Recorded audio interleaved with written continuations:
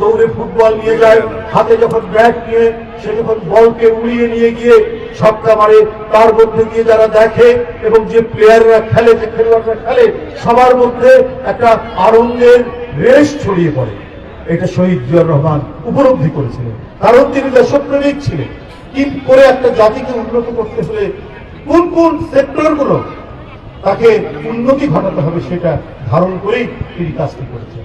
তাই আমরা দেখেছি তার ওই অল্প সময়ের মধ্যে গোটা জাতিকে উন্মুক্ত করার জন্য 3 বারের বিশ্ব চ্যাম্পিয়ন মোহাম্মদ আলী ক্লেকে নিয়ে ঢাকা স্টেডিয়ামে চমৎকার ম্যাচ প্রদর্শনী করেছেন। আমরা দেখেছি সেই সময় এশিয়ার যুব ফুটবল তিনি বাংলাদেশে নিয়ে আসেন। এইসব করার কারণ এইসব উদ্যোগ নেওয়ার উদ্দেশ্য কি? গোটা জাতিকে উদ্বুদ্ধ করা। তোমরা পিছিয়ে নেই, তোমরা সামনের দিকে এগিয়ে যাবে। বাংলাদেশে একটি আন্তর্জাতিক খেলা হচ্ছে এশিয়ান যুব ফুটবল। বাংলাদেশে একজন কিংবদন্তি তুল্য বিশ্ব heavyweight champion Mohammad Ali clay এসে এইখানে প্রদর্শনী আসছে। এগুলো গোটা জাতিকে জানানোর জন্য জিয়াউর রহমান তিনি করেছিলেন। তিনি এইটা করেননি যে বাংলাদেশের উন্নয়নের নামে, মেগা সেতুর নামে, আপনার পদ্মা সেতুর নামে আমি এটা উন্নয়নের কথা বলবো, আর লাখ লাখ কোটি কোটি ডলার আমি বাংলাদেশ থেকে পাচার করে আমি দুবাই, কুয়ালালামপুর, আমি ক্যানাডা, অটোয়া আর সিডনিতে সেইখানে আওয়ামী লীগের লোকেরা, সেখানে শেখ পরিবারের লোকরা রাজার হারে বসবাস করবে, এইটা জিয়াউর রহমান করেনি। আওয়ামী লীগ অনেক চেষ্টা করেছে, তার শাহাদাত বরণের পরে তার কোথাও কিছু আছে কিনা। পার্লামেন্টে আওয়ামী লীগের নেতারাও বলতে বাধ্য হয়েছে একজন সত্যিকার অর্থেই এক সৎ নেতা, একজন পরিচ্ছন্ন নেতা এই জাতি পেয়েছিলেন তার শাহাদাত বরণ। আজকে আমরা দেখি যে একজন এমপি প্রতিবদ্ধ ছিল 250 মিলিয়ন পাউন্ডের অসংখ্য বাড়ি লন্ডন। একটা এমপি হলে পরে, একটা মন্ত্রী হলে পরে কি করা যায়, কয় টাকা আপনার অর্জন করা যায়। কিন্তু এরা অবাধ লুণ্ঠনের সুযোগ দিয়েছিল আওয়ামী লীগের নেতাদেরকে এবং অবৈধভাবে বিনা ভোটে তারা ক্ষমতায় থেকেছেন প্রায় 15.5 বছর, 16 বছর। সুতরাং আমাকে তুমি ক্ষমতায় রাখো, শেখ হাসিনা বলতেন, আর তোমরা যা পারো তোমরা সেটাই করবে। একজন পুলিশের আইজি, সে 1000 কোটি টাকা পাচার করার তার অভিযোগ। আমাদের এখানে ঋণ এসছে প্রায় 18,60,000 টাকার মতো, তার মধ্যে পাচারই হয়েছে কি বলে 18,60,000 কোটি টাকা ঋণ পেয়েছি আমরা।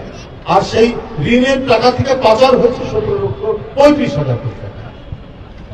এই তো শেখ হাসিনার উপহার, এই তো শেখ হাসিনার অবদান। অথচ দেশনেত্রী বেগম খালেদা জিয়া এবং মহান স্বাধীনতার ঘোষক জিয়াউর রহমান কই খুঁজে উঠে একটা বের করতে পারেননি। কত মিথ্যা অভিযোগ দিয়েছেন, কত অপকর্ম করেছেন, অপতথ্য দিয়েছেন, উৎসাহ রটিয়েছেন। কিন্তু যে দেশপ্রেমিক, যে সৎ, তার বিরুদ্ধে উৎসাহ রটিয়ে সেটা টেকানো যায় না। কারণ তার হৃদয়ের মধ্যে থাকে অদম্য সাহস, সততার এমন আলো থাকে যে আলোতে তার বিরুদ্ধে অপপ্রচার কোনোই কাজে লাগেনি। খালেদা জিয়ার বিরুদ্ধে এত অপপ্রচার করেছেন, জিয়াউর রহমানের বিরুদ্ধে অপপ্রচার করেছেন, আপনারা কই ঠেকাতে পারেননি। বরং আপনি পালিয়ে গেছেন, বেগম খালেদা জিয়া পালায়নি। দুর্বি শাসককে তিনি বরণ করেছেন। পুরনো ভাঙা ভাঙা একটি বিল্ডিং এর মধ্যে তাকে 2 বছর আটকে রাখা হলো, কিন্তু তারপর তিনি তার মাথা নিচু করেননি। তিনি শেখ হাসিনার কাছে তার মাথা নিচু করেননি। তিনি বলেছেন, আমার বিরুদ্ধে যে অভিযোগ, সে অভিযোগ মিথ্যা এবং আইন আদালতেও সেটি বারবার উচ্চারণ করে। বন্ধুরা আমার, এটাই হচ্ছে বিএনপি থেকে আওয়ামী লীগের পার্থক্য। বিএনপি হচ্ছে আদর্শের দল, বিএনপি হচ্ছে উৎপাদনের দল, বিএনপি হচ্ছে মানুষকে ক্ষুধা নিবারণের দল। আরেকটি হচ্ছে লুটেরার দল, আরেকটি হচ্ছে দুর্ভিক্ষের দল, আরেকটি হচ্ছে টাকা পাচারকারীর দল। আজকে বাংলাদেশ ব্যাংক লোপাট হয়ে যায় 800 কোটি টাকা, সোনালী ব্যাংক লোপাট হয়ে যায় টাকা, বেসিক ব্যাংক লোপাট হয়ে যায় টাকা। আব্দুল হাই বাচ্চু আওয়ামী লীগের নেতা বেসিক দল শুয়ে দিল। এই তো আমরা দেখেছি 15-16 বছরে শেখ হাসিনার অবদান। ওনার একজন মেয়র আছে, মেয়র করলেন বিনা ভোটের মেয়র আতিক সাহেব। তিনি তার সিটি কর্পোরেশনের তার মেয়রের অফিসে একটি পদ তৈরি করলেন, সেটা হচ্ছে heat officer. Heat officer, heat কর্মকর্তা ওখানে নিয়োগ দিলেন তার মেয়রকে।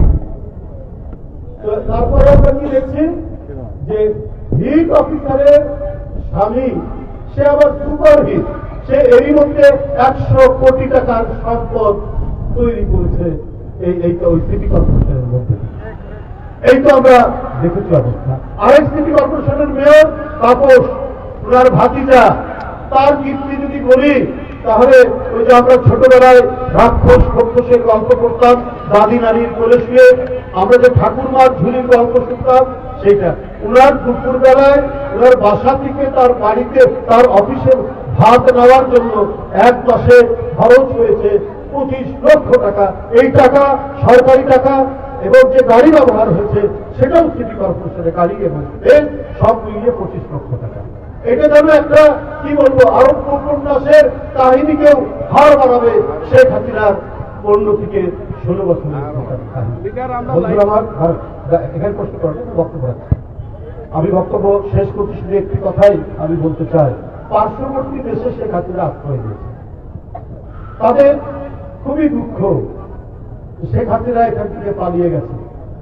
এই কারণে নানা ধরনের তারা তাদের দুঃখ বেদনার গল্প আমরা শুনি পার্শ্ববর্তী দেশে, কি করে তারা আবার হাসিনাকে সেই লুটতন্ত্র, সেই হরিলুটতন্ত্র, পাচারতন্ত্রের মধ্যে